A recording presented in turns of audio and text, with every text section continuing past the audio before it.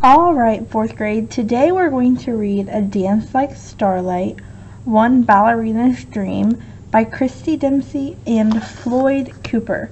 Floyd Cooper is going to be somebody that we are reading books from all week long. Every book we read this week, Floyd Cooper has something to do with the book. Alright, so, A Dance Like Starlight, One Ballerina's Dream. For my mama who dreamed every dream with me I ever had right along. Alright, stars hardly shine in the New York City sky, with factories spilling out pillars of smoke and streetlights spreading bright halos around their pin-top faces. It makes it hard to find a star, even harder to make a wish, the one wish that if I could just breathe it out loud to the first star of night, I might be able to believe it true.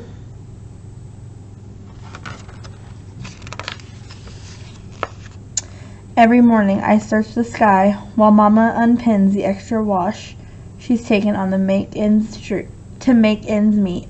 From our rooftop I gaze at the city skyline and whisper my wish, even though there are no stars to be found, not a single one, night after night after night.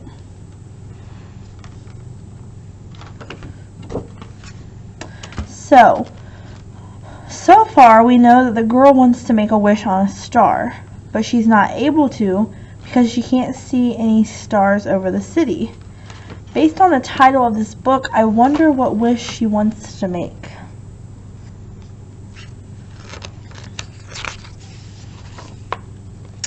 Mama says wishing on stars is a waste of time anyhow. Says you don't need stars in the sky to make your dreams come true. Hope can pick your dream up, she says, off the floor of your heart. When you think it can't happen, no how, no way. Though unlike wishing, Mama says hoping is hard work. If there's one thing Mama knows, it's hard work. Mama works all day long, every day, and most times on into the night. For the ballet school, she's been cleaning and stitching costumes there since before I was a baby.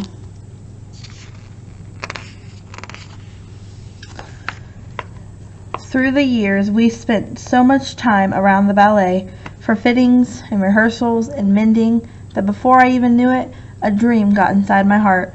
I didn't have to tell Mama for her to take notice. She saw my dreaming when I tiptoed to her sewing corner to slip on those beautiful costumes. She saw it when I twirled in front of her faded mirror, repeating every move I'd seen at their rehearsal. So based off of what we've read so far, what do we think the girl's dream is, or what wish she is wanting to make come true? Think about what wish or dream she's wanting to make come true. The ballet master saw too, when I stood backstage during a recital and did an entire dance in the wings, from beginning to final bow.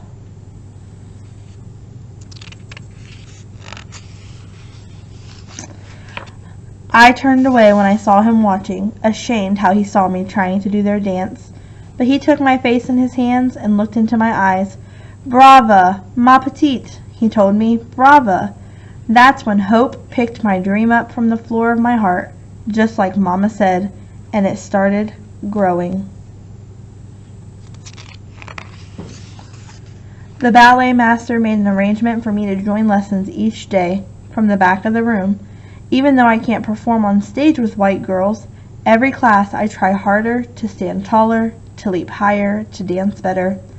And every once in a while, when Mrs. Adams is especially surprised or perhaps even pleased with my form, she asks me to demonstrate a movement for the whole class. With every bend, I hope. With every ply, every turn, every grand jet, I hope. The harder I work, the bigger my hope grows, and the more I wonder, could a colored girl like me ever become a prima ballerina? So, this book uses the word colored, and that is a word that many people used to mean as black or African American in the 1950s. It was acceptable back then to call people of color colored, but it is not used now. Now we refer to those type of people as African American ballerina dancers. So in the 1950s they didn't have the correct term, but now we refer to them as African American, just like we refer to white people as Caucasian. So it's just a term for the type of person they are. Then last week, in Mr. Gray's day-old paper, I saw a picture of Janet Collins, and a whole heart full of hope leapt up and spun itself around my mind, making me dizzy with promise. Miss Janet Collins, first colored prima ballerina, Metropolitan Opera House. Mama says we'll be there tonight to see Miss Collins dance, even though it'll cost her half of what she's put back for a new sewing machine. Waiting now for the bus, my feet won't stop. Their tippy-tappy, jump and jiggle, can't hardly wait wiggle. It takes 3 different buses to get where we're going. I keep checking Mama's watch and straining my neck to see how far we've gone. But in this crowded bus, from our places in the back, all I can see are sidewalks and storefronts. It makes it hard to see the tops of high-rises, landmarks that would let me know we're close. Ones I would recognize from wishing on a skyline every single night. When we finally reach our stop, I hop from the bus and stare at the huge building in front of me. I watch fancy people entering the doorway. I tug my jacket and smooth my hair. Then Mama takes my hand and we go inside. As we enter the auditorium of the Metropolitan Opera House, I think, I must look small. Even Mama looks small. The curtain goes up and I inch forward to the edge of my seat, listening to the rush of music and the round voices of the singers, but waiting, watching for Miss Collins. When she glides onto the stage, I don't know if I am dreaming, if I am even breathing, because she doesn't seem to touch the floor. She twirls, and my heart jumps up from where I'm sitting, soaring, dancing, opening wide with the swell of music. In my heart, I'm the one leaping across that stage, raising myself high on those shoulders, then falling slowly, slowly, slowly to the arms below. It's like Miss Collins is dancing for me, only for me, showing me who I can be. All my hoping wells up and spills over, dripping all my dreams onto my Sunday dress. So looking at this picture and listening to the words that I said, do we really think that the girl is dancing with Janet Collins? Or is it a figment of her imagination? Is she dreaming it? What do we think? When it's all over, I clap for the singers, the members of the chorus, for the musicians, the maestro, but I shout for Janet Collins, joining a chorus of brava, brava, many voices strong. Hope puffs up my chest just a bit. One day, those voices will be for me. Mama and I dance our way home under the night sky, and I don't even try to catch a glimpse of the first star. No need to waste my wishes. I've got dreams coming true. Sorry, Mrs. Coleman, I'm ready whenever. Alright, so that is the end of the story. I apologize for the little interruption at the end, but what do you think the girl is feeling at the end of the story, or the end of the book?